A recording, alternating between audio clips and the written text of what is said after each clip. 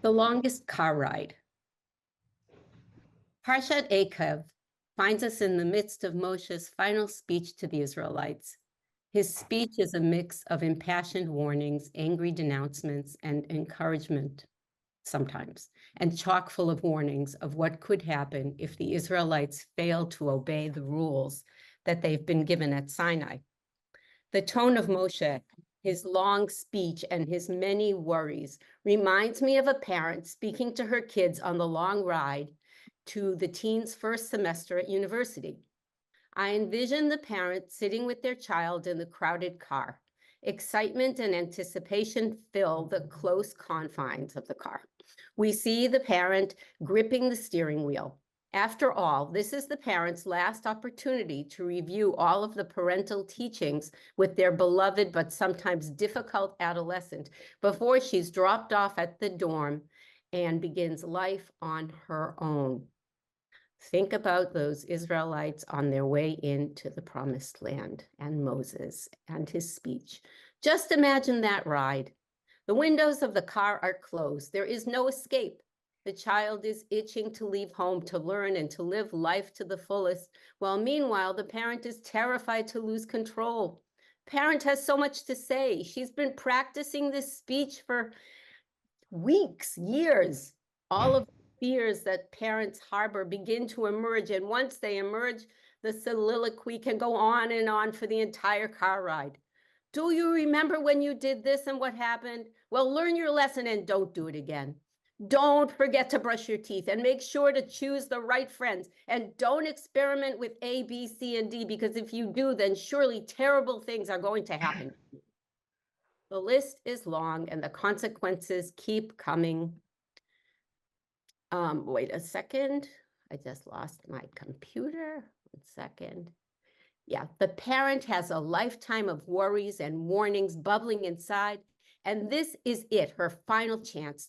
She knows that when she has dropped off her child and the child enters into that dorm room and leaves her behind, her child will never be the same person again.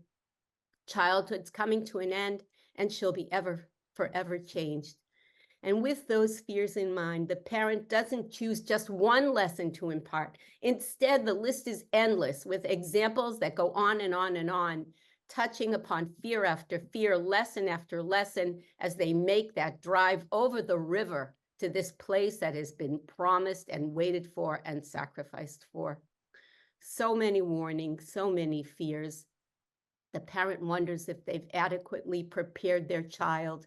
Can they trust that she'll remember the long-taught rules when mom isn't there to remind her? Will the child be okay?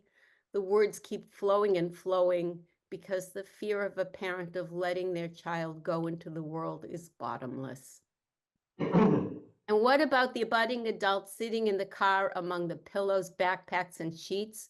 Still an adolescent brain, hoping to start school, to find freedom, and to learn to experience life to the fullest. How does she hear this speech? If her earbuds are out of her ears, the words wash over her like water. One warning flows into another, and the budding college student sits in a haze in the middle of a swirling river of words. It's hard to know just how much the child will hear and process, because with so many do's and don'ts, so many warnings, so many I told you so, the words just blend together. Soon the long car ride will come to a close and the frightened parent will be forced to take the bravest action of her parenting.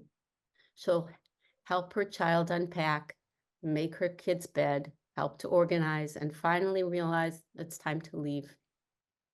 She'll close the door of the dorm room with reluctance and leave her kid to live her life, hopefully well-equipped with lessons to choose the right way.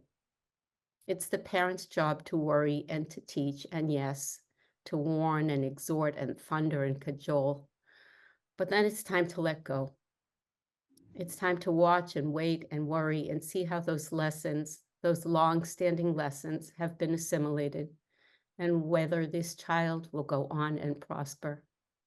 The jury is out and the next chapters are yet to be written. Thanks for listening.